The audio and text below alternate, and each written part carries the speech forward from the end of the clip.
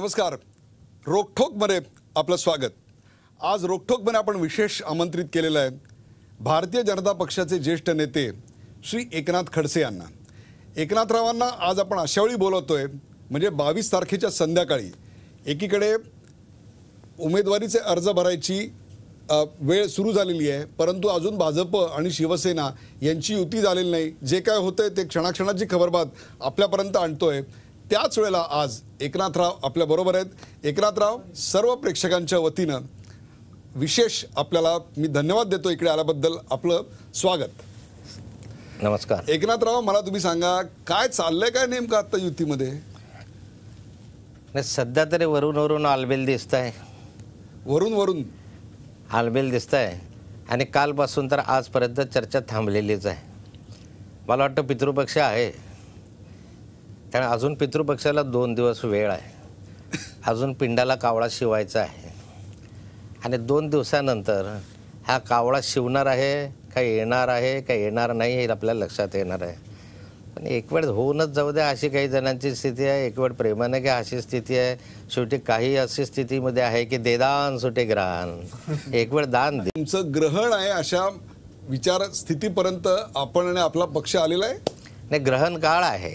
ग्रहण आहे असं नाही म्हणत मी, हा ग्रहण काळ आहे. या ठिकाणी अत्यंत चांगले दिवस आम्ही उपभोगले, तसे वाईट दिवसही उपभोगले आणि आत्ताचा सध्याचा पितृपक्षाचा हा कालखंड हा ग्रहण काळ आहे. हा 25 वर्षामधला हा अलीकडच्या कालखंडामधला चढउतार हा कधी अनुभवलेला नाही, तो आत्ता अनुभवाच येतो आहे आणि हे ग्रहण लवकर सुटावं अशी आमची अपेक्षा आहे. पण तुम्हाला सुटावं असं वाटतंय अशी चिन्ह कुठेही दिसत नाहीये. तो पोपट मेलेला आहे, युतीचा पोपट मेलेला आहे, हे जाहीर करायला एवढा वेळ का लावताय? नाही, मेलेला असला तरी त्याला जाहीर करायचं का नाही करायचं या ठिकाणी तपासल्याशिवाय निर्णय घेणं मोठा अवघड आहे. काही जणांना अजूनही वाटतं की याच्यात दुखदुखी आहे आणि तो जिवंत होण्याची शक्यता आहे आणि काहींना वाटतं काय काही केलं ICU मध्ये आहे, समोर बसतायत वाट बघत आहेत आणि अर्धे लोक विचारतायत का हो बाप ICU मधून निघालं बाहेर की आज चेहऱ्यानं बघतात आमच्याकडे आणि म्हणतात खडसे साहेब गेला की राहिला.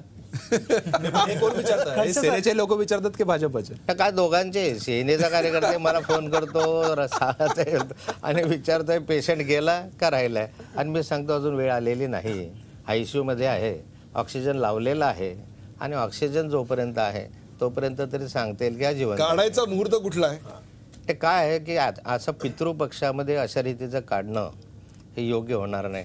मला वाटतं की अजून 2-3 दिवस लागतील जिवंत राहायचं की मरायचं, का गेला का नाही गेला. म्हणजे तुम्ही 2 दिवस बघा, वाट बघा. घटस्थापनेच्या दिवशी 288 भाजपचे शिलेदार उमेदवारी अर्ज दाखल करतील असं जाहीर करूया आपण.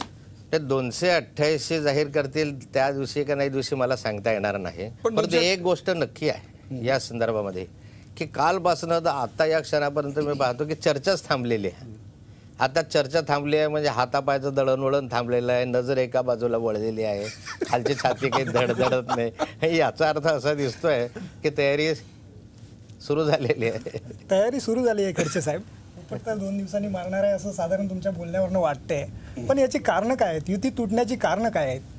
नाही, युती अजून तुटली नाही, परंतु कारणं वेगवेगळे असू शकतात. माझं म्हणणं आहे आमची प्रामाणिक इच्छा आहे की युती तुटू नये.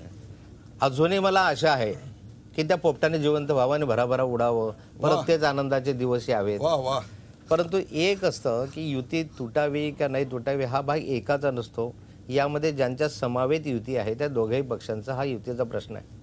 अलीकडे मी पाहिलं या संदर्भामध्ये असे प्रसंग अनेकदा आलेत आणि कमीत कमी मी तरी असा आहे की 25 वर्षापासून जेव्हापासून युती झाली तेव्हापासून त्या युतीच्या कार्यकर्त्यांबरोबर नेत्यांबरोबर मी काम करणारा कार्यकर्ता आहे. त्याही आधीचा मला आता 40-45 वर्ष झाले काम करतो.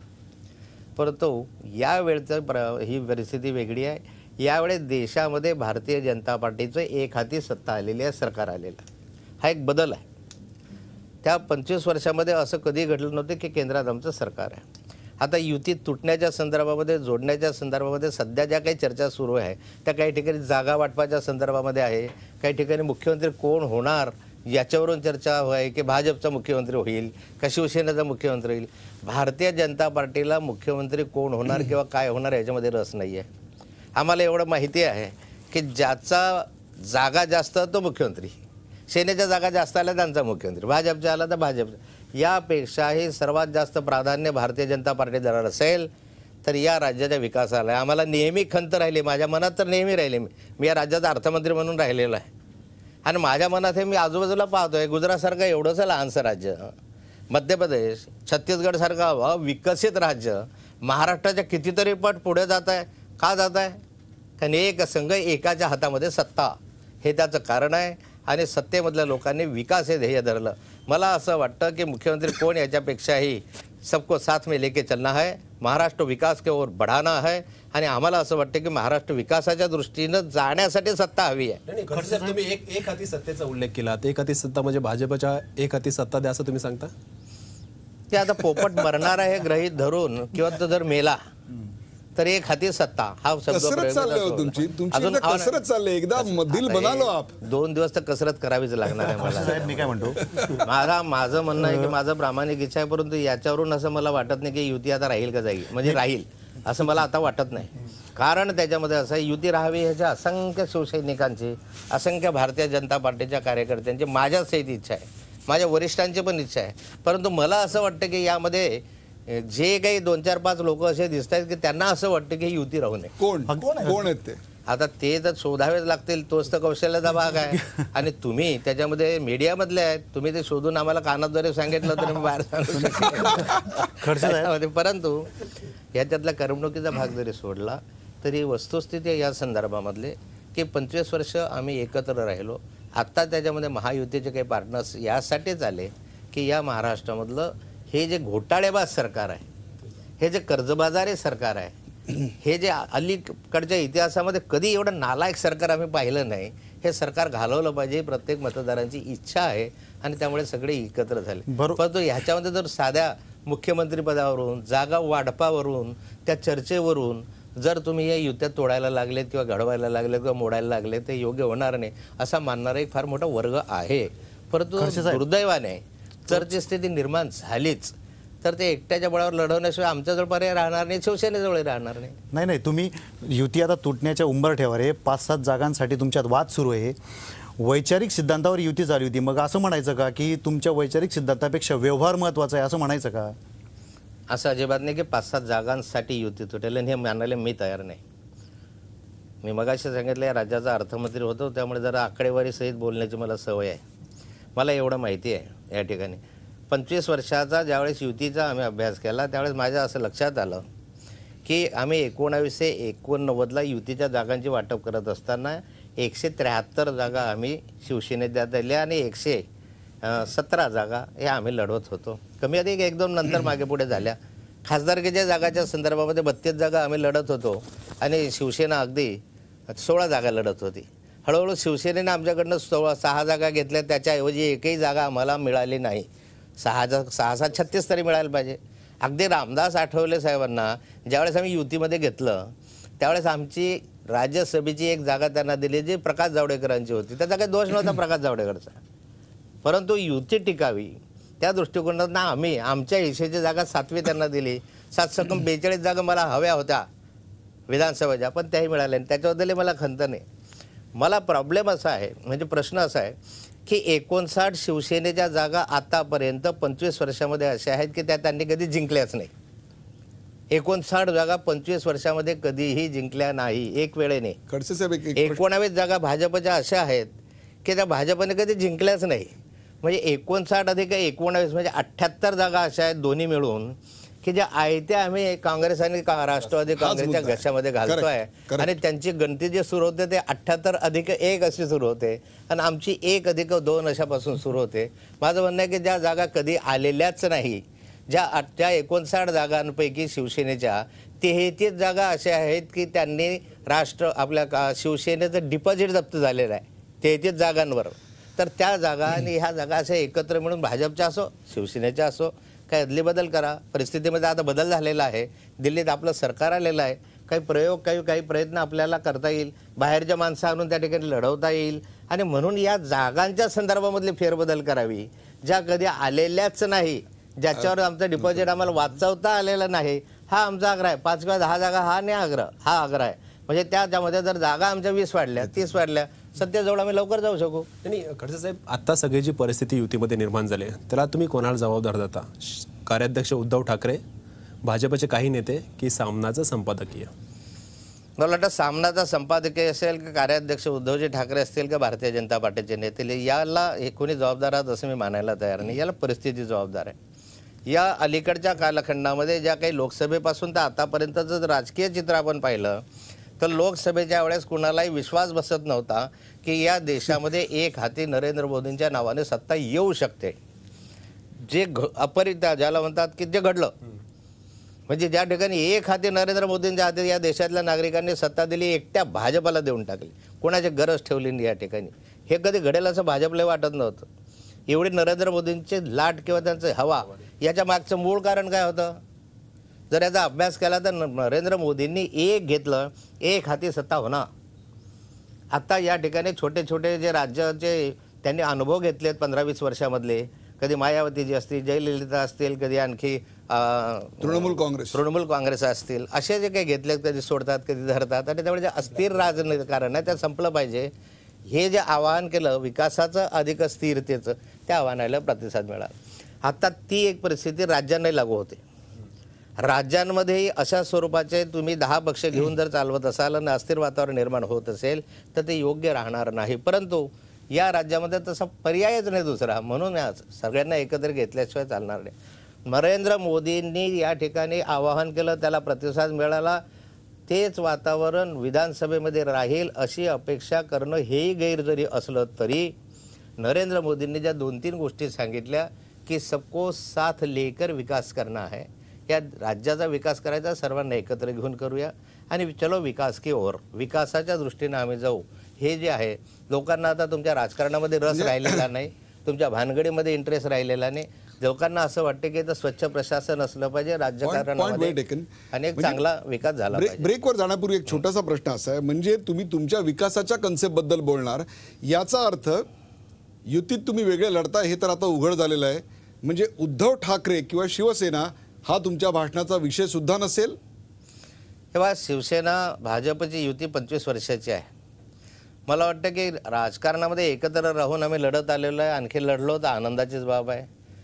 वेळेवर अशी परिस्थिती निर्माण झाली की एकमेकाच्या विरोधामध्ये लढलो तरी सामंजस्य भूमिका एकमेकांविषयी असली पाहिजे. एकमेकांविषयीचं त्या अलीकडच्या कालखंडामध्ये जी थोडीफार कटुता आली, हे कटुता काढून शेवटी 25 वर्षामध्ये जे तुम्ही एकमेकांबरोबर राहिलात, प्रेमाचे संबंध ठेवले, असंच प्रेम नंतरही आपल्याला ठेवता येतं, नंतरही एकत्र येता येतं, नंतरही एकत्र आपल्याला या राज्याच्या विकासामध्ये काम करता येतं.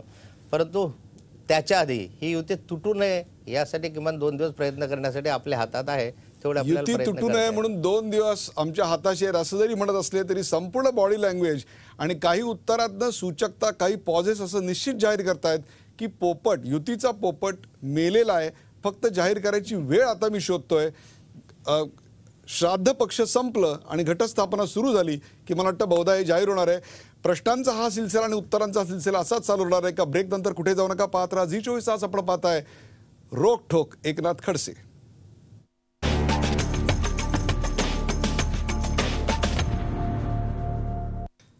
नमस्कार, रोकटोक एकनाथ खडसे या कार्यक्रमात पुन्हा आपलं स्वागत. आपण आज चर्चेचा सिलसिला चालू ठेवलेला आहे एकनाथ खडसे यांच्यासोबत. खडसे साहेब, आताची परिस्थिती पाहता युती होईल असे चिन्ह नाही आहेत. तुमची स्वबळावर जाण्याची तयारी आहे का 288? आणि तुम्ही स्वबळावर सत्तेवर गेलात, निवडणुकीला सामोरं, तर तुमची एक हाती सत्ता येईल का? युती व्हावी यासाठी शेवटच्या क्षणापर्यंत आम्ही प्रयत्न करणार आणि तो केला पाहिजे. दुर्दैवाने युती नाही झाली तर शेवटी या राज्यामध्ये जेवढे काही प्रमुख पक्ष आहेत, NCP असेल, काँग्रेस असेल, त्यांचं काय धोरण असेल ते वेगळं ठरवतील. परंतु शिवसेना वेगळी लढणार, भाजप वेगळी लढणार. स्वाभाविकता ज्या ठिकाणी तुम्ही एकमेकांच्या विरोधामध्ये वेगळे लढणार आहात, तुमचं ध्येय या राज्यामध्ये 288 जागा लढणं आणि त्याच्यामध्ये +145 असणं हेच राहणार आहे. आणि मला विश्वास आहे जर अशी परिस्थिती दुर्दैवाने निर्माण झाली तरी भारतीय जनता पार्टीला 145 पेक्षा अधिक जागा निश्चित मिळतील. आणि तशा स्वरूपाची तयारी आमची आजची असं नाही आहे. आम्ही युतीसाठी प्रयत्न केले की युती आलीच पाहिजे आणि त्यासाठी आम्ही सारे प्रयत्न केले. आता आमचा प्रयत्न राहणार आहे, जर अलायन्स नसेल तर आमचा प्रयत्न राहील की भाजप आला पाहिजे 145 पेक्षा अधिक आणि एकट्याच्या बळावर या राज्यामध्ये आमची सत्ता ही यायला पाहिजे, ती येईल. कारण आमचा दृष्टिकोन मुख्यमंत्री नाथाभाऊ व्हावा का तावडे व्हावे का देवेंद्र व्हावा यापेक्षा या राज्याचा विकास व्हा. मला तर नेहमी वाटतं की गुजरातमध्ये एवढ्याशा याच्यामध्ये 12-15 वर्षात गुजरात पुढे जाऊ शकतो. मी का नाही जाऊ शकत? महाराष्ट्र का जाऊ शकत? महाराष्ट्र का जाऊ शकत नाही? महाराष्ट्रात कमी आहोत का आम्ही काही कोणत्याही गोष्टीमध्ये? 145ची गोष्ट करताय. भाजपने असा काही सर्वे केला याच्यापूर्वी या दृष्टीने? आम्ही 3-4 सर्वे केलेले आहेत किंवा वर्तमानपत्रामध्ये आले आहे, वेगवेगळ्या एजन्सीचे सर्वे पण या ठिकाणी आलेले आहे आणि या प्रत्येक सर्वेमध्ये हे स्पष्टपणे लिहिलेलं आहे, वेगळे जरी लिहिले तरी भारतीय जनता पार्टी या राज्यामधला प्रथम क्रमांकाचा पक्ष राहील. हे सर्वेक्षणामध्ये आमच्याकडे आकडेवारी आलेली आहे. आम्हाला प्रयत्न करावे लागतील आणि मला वाटतं की शिवसेना असेल, भाजप असेल, NCP असेल का काँग्रेस असेल, स्वतंत्र लढत असताना त्या प्रत्येक पक्षाचं धोरण या राज्यामध्ये +145 राहणार आहे प्रत्येकाचं. त्यांना काय असं वाटणार नाही की मला 50 जागा मिळाली तर मला आनंद वाटेल अशा स्वरूपाचं नसतंच. कोणत्याही राजकीय पक्षाचं धोरण हे सत्तेपर्यंत जाण्याचंच असणार आहे आणि भारतीय जनता पार्टीचे धोरण त्याच दृष्टीनं असेल. पॉईंट वेळ टेकन. आता पुढचा मुद्दा असा येतो की हे सगळं करत असताना इतके दिवसांचा हा सगळा चर्चेचा गुऱ्हाळ चालू आहे. मला तुम्ही सांगा, शिवसेनेची सर्वात जास्त खटकलेली कोणती गोष्ट आहे? बालहट्ट की आणखीन काही? हे बघा, ज्याच्याशी दबक्या आवाजात तुमचे नेते वारंवार बोलतायत, आज खुलेआमपणे याच्यावर बोला एकदा, जनतेला कळू देत तुमच्या याविषयीच्या भावना काय आहेत. नाही, मला हे बघा, माझे मित्रपक्ष आहेत, आम्ही सख्या भावापेक्षाही अधिक एकमेकांना प्रेम 25 वर्ष दिलेलं आहे. त्यामुळे एकमेकांचं उणं दोनं काढण्यासाठी आम्ही बसलेलो नाही आहेत. परंतु काही गोष्टी दुर्दैवाने शिवसेनेलाही आमच्या जाणवत असतील की भाजप याचं चुकलेलं आहे, काही भाजप म्हणून आम्हालाही असं जाणवतं. मला तरी परवा अत्यंत वाईट वाटलं की ज्यावेळेस आमचे माथुर जे आलेत या ठिकाणी, माथुरजीच्या भेटीसाठी आपले युवा नेते आदित्यजी ठाकरे यांना त्यांनी पाठवलं. मला वाटतं ठाकूरजी, अमित शहा जर अध्यक्ष झाले नसते तर त्यांच्या जागी आमचे माथुर साहेब अध्यक्ष झाले असते. एवढा तो मोठा माणूस आहे. गुजरात राज्याचे 10-12 वर्ष ते निरीक्षक राहिलेले आहे. राजस्थानच्या मंत्रिमंडळामध्ये ते आमच्या ठिकाणी सर्वोच्च स्थानावर आहे. अशा ठिकाणी युतीच्या बाबत चर्चा करण्यासाठी त्यांनी एका ज्युनियर नेत्याला पाठवणं, माझ्या मनाला त्याचं दुःख वाटलं. दुसरं गोष्ट असं आहे की या संदर्भामध्ये मीडियाद्वारे आमच्याकडे येणं यापेक्षा अरे आपण इतके वर्ष काम करत आहोत, मोकळेपणानं चर्चा करा. खडसे साहेब काय चाललंय, या इकडे, मी येतो तुमच्याकडे, बसूया की चहा घेता. पण मला ते आवडतं. दोघांचे इतक्या वर्षाचे संबंध आहे. तिरायताच्या मार्फत म्हणजे मीडियामध्ये किंवा सामनामध्ये अग्रलेख लिहून आम्हाला जाणीव द्यायची आणि त्यांनी आम्हाला सांगायचं, एवढा आमचा दोरावर नाही. अग्रलेख एवढे टोचतात का तुम्हाला? खरे आहेत म्हणून टोचतायत? तेव्हा अग्रलेख टोचवायला आदरणीय सेनापती बाळासाहेब ठाकरे असताना यापेक्षाही अग्रलेख टोचणारे लिहायचे. पण त्यांना आम्ही नेहमी वडिलकीच्या नात्याने किंवा वडिलकीपेक्षाही अधिक जवळचं प्रेमानं त्यांच्याकडे पाहिलं. आम्ही त्यांना पित्या समान मानतो. त्यामुळे ते काही बोलले तरी आपल्या पोराला बोललं हे समजून आम्ही सहन करायचो. पण अगदी तुम्ही जर आमच्या नेत्यांवर लिहित असाल, नरेंद्र मोदींवर लिहित असाल, आणखी अन्य काही असं लिहित असाल, योग्य नाही आहे. मर्यादा दोघांनी पाळल्या पाहिजेत. दोन्ही पक्षांनी आपापल्या मर्यादा पाळल्या पाहिजेत. आपसामध्ये हे केलं पाहिजे. असं केलं तर एकमेकांना टोचण्यासारखं, एकमेकांना दुखावण्यासारखं प्रकार असल्यामुळे दुरावा वाढतो. आणि या दुराव्यापोटी जे आता निर्माण झालेले प्रसंग आहेत हे त्या दुराव्यापोटी आहेत. बोलण्यामुळेही काही घटना घडू शकतात, प्रेमामुळे घडू आपण मित्र बसू शकतो आपण प्रेमानं. खडसे साहेब, 15 वर्षानंतर भाजप आणि शिवसेना युतीला एक संधी होती की काँग्रेस आणि राष्ट्रवादी काँग्रेसला सत्तेपासून दूर करण्याची. परंतु आता अशी परिस्थिती आहे की दोघे एकत्र निवडणुकीला सामोरं जाणं अवघड आहे. ही सगळी परिस्थिती निर्माण झाली, याच्यामागे तुम्हाला वाटतं हा शरद पवारांचा डाव? मला वाटतं परिस्थिती होती असं नाही, परिस्थिती आहे. मला विश्वास आहे. हो, भारतीय जनता पार्टी एकट्याच्या बळावर लिहिलं तर आणखीन सोपं झालं असतं. हा डाव कोणाचा आहे? शरद पवारांचा डाव आहे का? हे बघा, याच्यात डाव कोणाचा आहे मला सांगता येत नाही. पण एवढं निश्चित मला दिसतं या संदर्भामध्ये की हे काही सहज आणि सोपं घडलेलं राजकारण नाही. BJP आणि शिवसेना ह्याच्यामध्ये दुरावा निर्माण करणं आणि त्या दुराव्याचा फायदा घेणं, अप्रत्यक्षरित्या फायदा कुणाला होणार आहे तर काँग्रेस राष्ट्रवादीला होणार आहे. ह्याच्यामध्ये तूट झाली तर त्यांनाच फायदा होणार आहे. त्यामुळे कुणी प्रयत्न करतो की नाही करत मी कुणावर आक्षेप घेऊ इच्छित नाही. परंतु असे प्रयत्न होण्याची शक्यता हे नाकारता येत. रोख राष्ट्रवादीकडे आहे, पवारांकडे? पवारांनी नेहमी हेच उद्योग केलेत. फोडा आणि झोडा हे शरद पवार साहेबांची नेहमीची नीती राहिलेली आहे. याच्याकडे जातील त्याला फोडतील, त्याला जातील त्याला जोडतील, त्याच्याकडे येतील रात्री फोन करतील. हे त्यांचं नेहमीच आहे, परंतु त्यांच्या राजकारणाची ते एक पद्धत आहे. त्यांना मी तर काही बोलू शकत नाही आणि त्या पद्धतीनुसार ते काम करत आहेत. खडसे साहेब, शिवसेनेविरोधात यापूर्वी तुम्ही कधी एवढे आक्रमक नव्हता, पण आता तुम्ही खूप आक्रमक वाटता. काय कारण आहे त्याच्या मागची? मी कोण्या व्यक्तीच्या किंवा पक्षाच्या विरोधात नाही आहे, मी तत्वाच्या विरोधात आहे. मला काही तत्व आवडत नाहीत.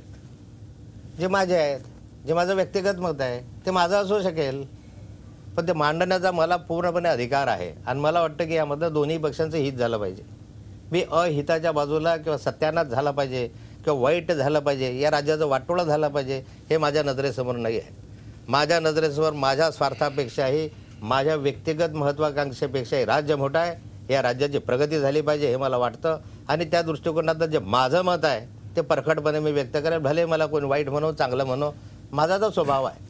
खडसे साहेब, समजा जर युती तुटली तर तुमचे आता घटक पक्ष जे आहेत त्यांच्या पालकत्वाची जबाबदारी तुम्ही घेणार आणि त्याच्यासह आणखी मनसे हा एक फॅक्टर आहे, तर तुम्ही यांच्यासोबत जाणार की त्यांना सोबत घेणार, त्यांची मदत घेणार, हे इक्वेशन कसं? हे बघा, मनसे सुद्धा तुम्ही युतीमध्ये त्यांच्यासाठी जागा सोडणार का?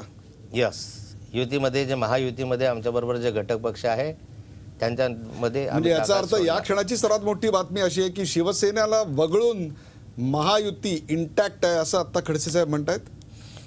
महायुतीमध्ये जे घटक पक्ष येऊ इच्छितात त्यांच्या जागाच्या संदर्भामध्ये आमची तडजोड किंवा ज्या जागा आम्ही देऊ इच्छितो त्या निश्चित आम्ही त्यांना देणार.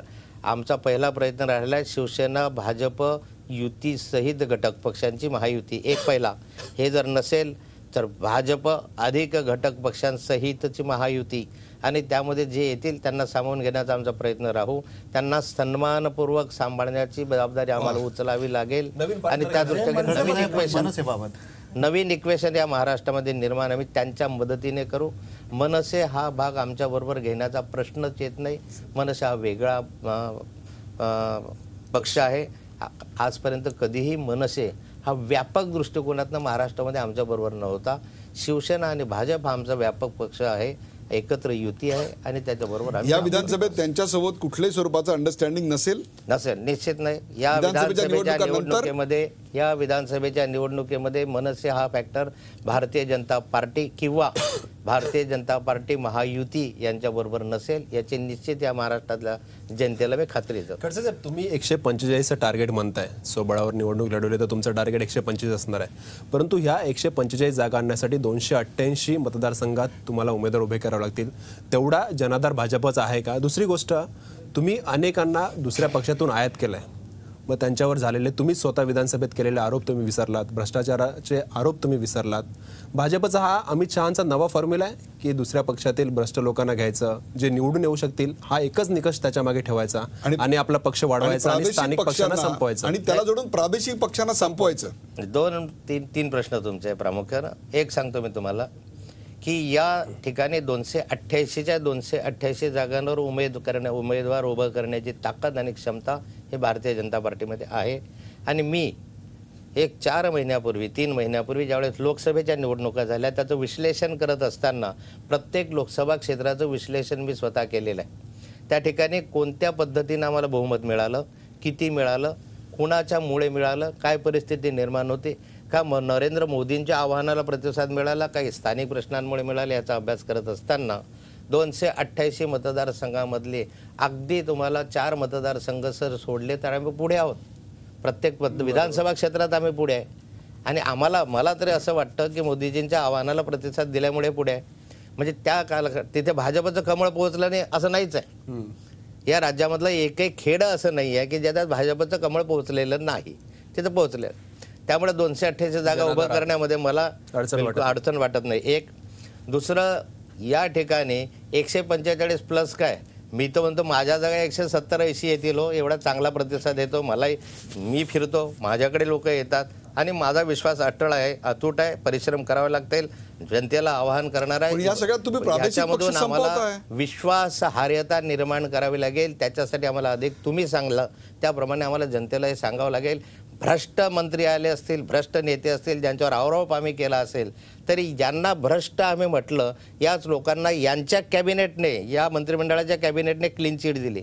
आणि आजही मी महाराष्ट्रातल्या जनतेला आश्वस्त करू इच्छितो की मग ते पाचपुते असेल, ते गावित असेल का अन्य कोणी असेल ज्यांच्यावर आरोप झाले आणि आरोपातला 1% जरी सिद्ध झाला ना, यांना त्या क्षणी पक्षातून काढून टाकून यांच्यावर फौजदारी कार्यवाही दाखल करा, याची पहिली शिफारस एकनाथ खडसे करेल. एकनाथ खडसेंनी आता पक्षात आलेल्या आयात केलेल्या उमेदवारांबद्दल, नेत्यांबद्दल घणाघाती असं वक्तव्य केलेलं आहे. असंच घणाघाती वक्तव्य एका ब्रेक नंतर ऐकणार आहोत. कुठे जाऊ नका, पाहत राहा झी24 तास. आपण पाहताय रोखठोक एकनाथ खडसे.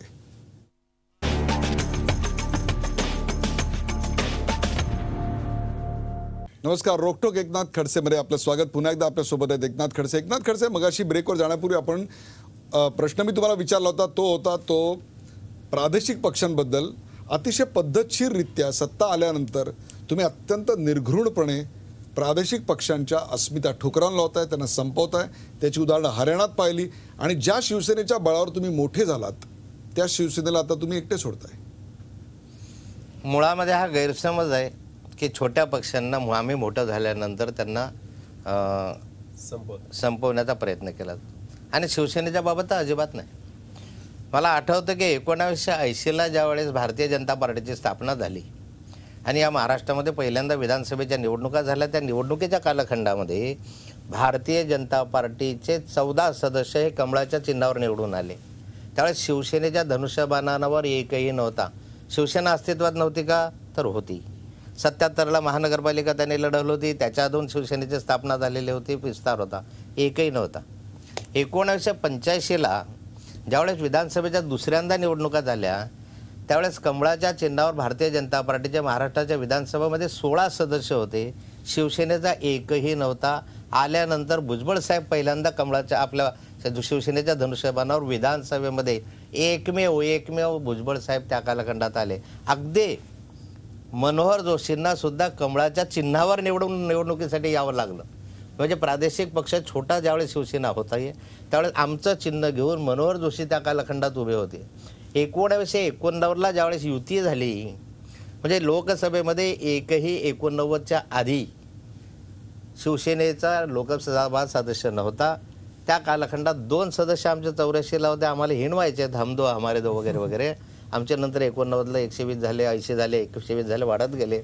आणि त्या कालखंडामध्ये शिवसेनेने भारतीय जनता पार्टी बरोबर लोकसभेत प्रवेश केला आणि विधानसभेमध्ये ज्यावेळेस 90ला आमच्या निवडणुका झाल्या त्यावेळेस पहिल्यांदा शिवसेना भारतीय जनता पार्टीच्या अलायन्समुळे त्या ठिकाणी पहिल्यांदाच शिवसेना ही 40च्या वर जागा घेऊन पण विधानसभेमध्ये आली, पहिल्यांदा आली. नंतरच्या कालखंडामध्ये पाहिलं शिवसेना भाजपची युती होती, त्यामुळे दोघंही आम्ही कधी 45 वाढत गेलो.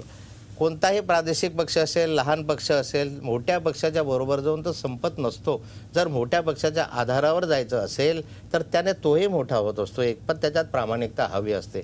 ही प्रामाणिकता या युतीमध्ये आम्ही 25 वर्ष ठेवली आणि त्यामुळे शिवसेनेचा इतका विस्तार सर्वत्र होऊ शकला. आणि भाजप तर नॅशनल पार्टी आहे भाजप. म्हणजे भाजपमुळे हा विस्तार शिवसेने झाला असा दावा तुम्ही करता? बिलकुल, दोघांची एकमेकांना मदत झाली. जर त्या भारतीय जनता पार्टी तर राष्ट्रीय पक्ष आहे, तो महाराष्ट्रात नसता वाढला तर मध्य प्रदेशात वाढला असता. अगदी जनसंघाच्या कालखंडापासून तर कमळ आलं त्याच्यापासून आम्ही महाराष्ट्राच्या पलीकडे जाऊन उत्तर प्रदेशामध्ये, माझं सरकार होतं 67ला, आम्ही 67ला सरकारमध्ये होतो. राजस्थानमध्ये पहिल्यांदा आमचे 11 आमदार निवडून आलेले होते त्या कालखंडात. त्याच्याही आधीपासून अगदी ज्या ज्या ठिकाणी मध्य प्रदेशसारखं असेल, उत्तर प्रदेश असेल, बिहार असेल आणि दिल्ली अशा राज्यांमध्ये जनसंघाच्या कालखंडामध्ये आमचे आमदार किंवा सत्तेमध्ये आम्हाला स्थान मिळत गेलेलं होतं. त्यामुळे महाराष्ट्रामध्ये सुद्धा आमचा प्रामाणिक प्रयत्न राहिला की शिवसेनाही वाढलीच पाहिजे, का दोघं वाढल्याशिवाय सत्तेमध्ये आम्ही येऊ शकत. दोघं वाढले पाहिजे असं तुम्ही म्हणत असाल तरी सध्याचे तुमचे संबंध, सध्याचं एकमेकांबद्दलचं वक्तव्य, एकमेकांबद्दलचा असला संशय, अविश्वास, वक्तव्य, हे जे सगळं जनतेसमोर येतंय हे पाहिल्यानंतर या निवडणुकीत मतदारांनी तुम्हाला मत का द्यावं? काय असं आहे की तुमच्या 15 दिवसातलं तुमचं वर्तन पाहिलं, तुमच्या युतीच्या पक्षातलं जी वक्तव्य पाहिली, जनतेने तुम्हाला निवडावं कशा करता हो? हे मतदार हा सुज्ञ आहे. मला वाटतं की दूध का दूध, पाणी का पाणी करण्याची क्षमता मतदारांमध्ये आहे. त्याच्यामध्ये किती प्रामाणिकता आहे, किती अप्रामाणिकता नाही, किती विश्वासार्हतेने बोलतात, किती अविश्वास आहे, व्यक्तिगत किती ह्याच्यामधलं तुम्ही बोलू शकतात आणि तुमचं व्यक्तिगत जीवन कसं आहे हे सगळं तर जवळून दुरून ऑब्झर्व करत असतो.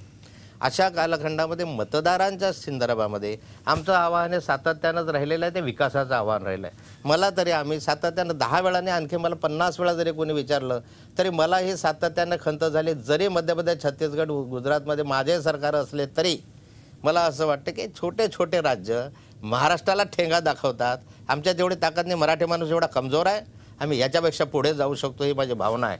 आणि या भावनेपोटी जिथं प्रामाणिकपणा असेल विकासाचा, लोक मला मदत करतील. माझ्या मनामध्ये अप्रामाणिकपणा असेल, नुसता स्वार्थाची भावना असेल, लोक मला काढून फेकून देतील. पण मला विश्वास आहे की आमची भावना ही विकासाची आहे. महाराष्ट्र पुढे गेला, किती वर्ष आम्ही मागे गेलो. या घोटाळेबाज लोकांनी महाराष्ट्राचं नाव बदनाम करून टाकलं. कशामध्ये पहिला आलो आम्ही, तर या महाराष्ट्रामध्ये चोरी, दरोडेखोरी, बलात्कार, फिरवती याच्यामध्ये आम्ही पहिल्या क्रमांकावर आहोत. हा देशाचा अहवाल सांगतो. शेतकऱ्यांच्या आत्महत्याचा आम्ही पहिल्या क्रमांकावर आहोत. महाराष्ट्र अंधारामध्ये सर्वात जास्त पहिल्या क्रमांकावर आहोत. कर्ज, अरे महाराष्ट्रामधलं कर्ज 3,10,000 कोटी रुपयाचं कर्ज आहे, कर्जबाजारी करून ठेवलं. हा आमच्या तिजोरीमध्ये खळखळा, उंदीर फिरतात. दररोज कर्ज काढून यांना राज्य करावं लागतं, पगार द्यावं लागतं. याच्यासाठी आम्ही हे करावं लागतं. हे राज्य काय याच्यासाठी आहे काय? याच्यापेक्षा एक नवीन राज्याची कल्पना आमच्या नजरेमध्ये आहे.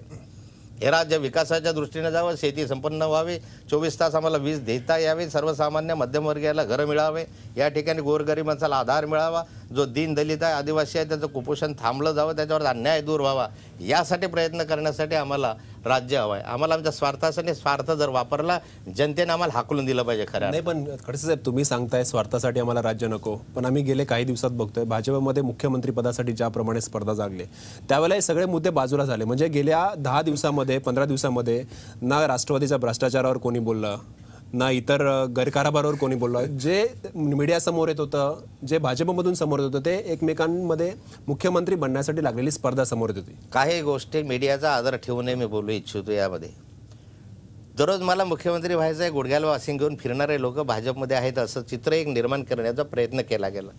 परंतु मला असं वाटतं, मला मग एका दिवशी विचारलं तुमची इच्छा आहे का? म्हटलं बरं, राजकारणामध्ये कुणी माणूस काम करत असताना इच्छा ठेवणं गैर आहे अशातलं नाही, परंतु तेवढ्याचसाठी काम करत राहणं हे चुकीचं आहे. राज्य पहिलं, या राज्याचा विकास पहिला, आणि नंतर तुमच्या व्यक्तिगत भावना आहेत. आणि याच्यामध्ये अगदी विनोद तावडे असतील, मी नावं सहजगत्या येत गेलेत, नावं गेले, पण याचा अर्थ आम्ही सातत्याने सांगितलं या मुख्यमंत्री पदापेक्षा आम्हाला या राज्याचा विकास पहिला आहे. आम्ही एक लक्षात घेतलं आहे, मला तर माहीत आहे तावडे असतील, गडकरी असतील, फडणवीस आहे, हे सत्य आहे की ज्याच्या जागा जास्त तो मुख्यमंत्री. त्यामुळे तू होणार का मी होणारा प्रश्नच राहत नाही ना.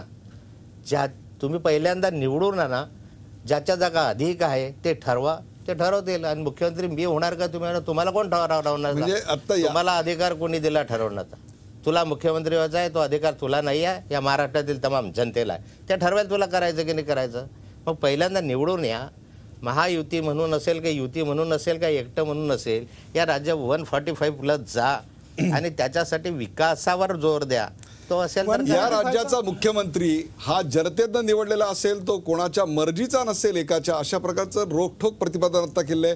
वेळ झाली का ब्रेकची. ब्रेक नंतर आपण एकनाथ खडसे यांच्याशी चर्चेचा हा सिलसिला असाच चालू ठेवणार आहोत. कुठे जाऊन का पाहत राहा. झी 24 तास आपण पाहताय रोखठोक एकनाथ खडसे.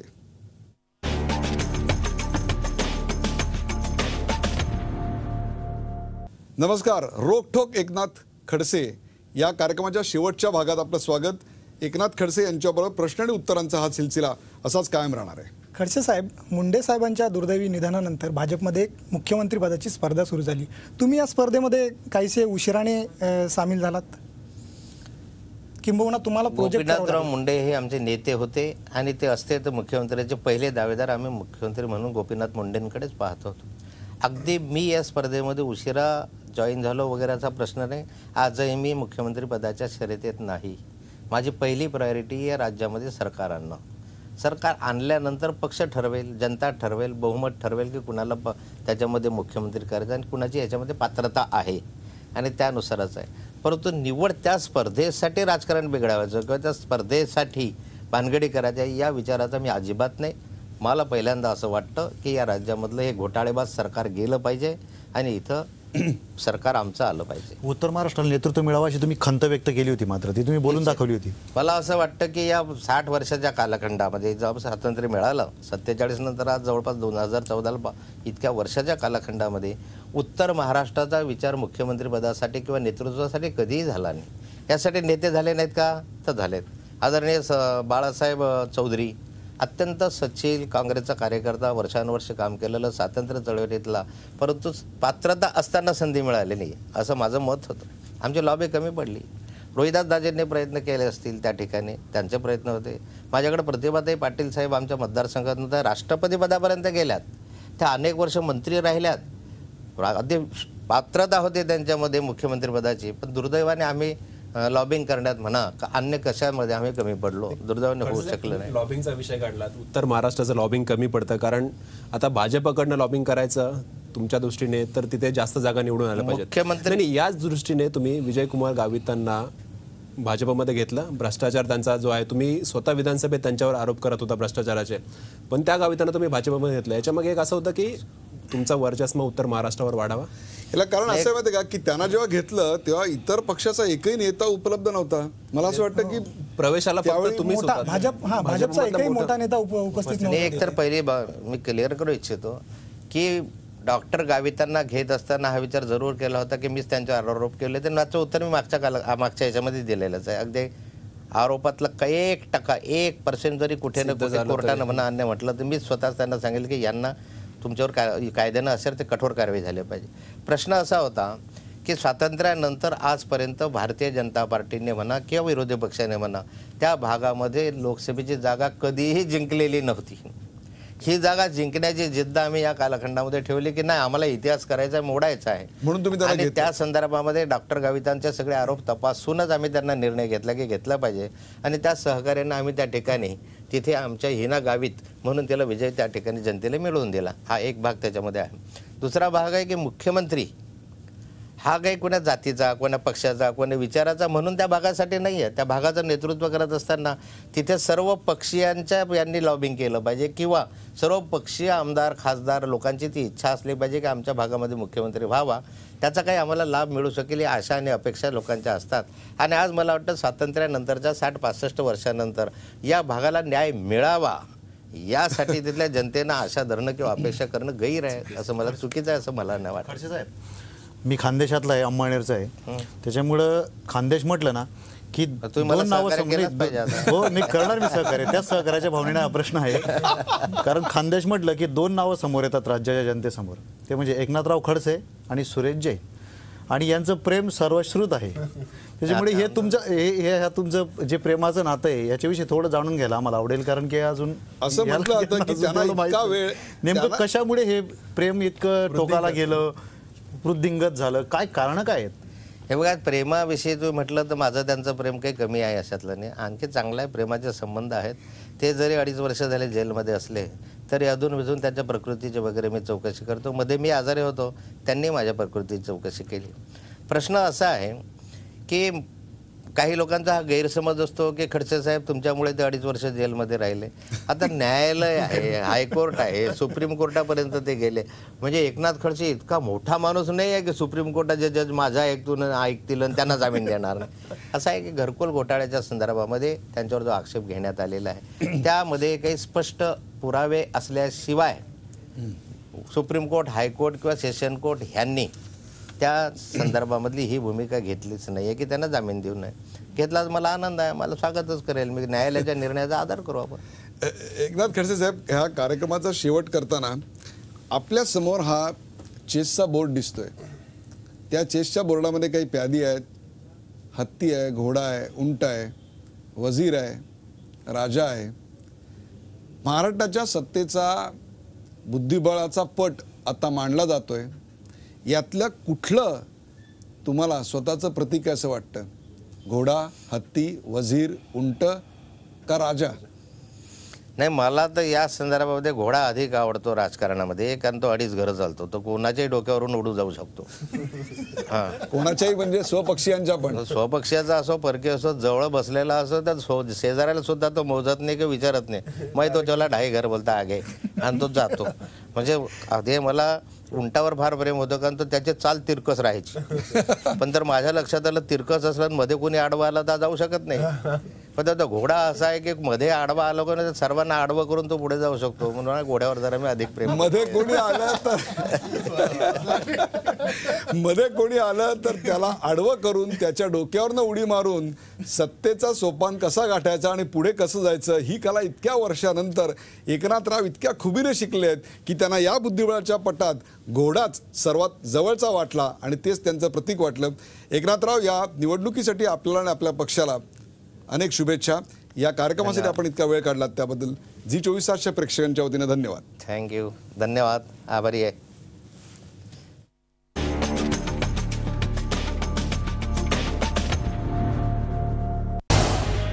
झी 24 तास रहा एक पाऊल पुढे.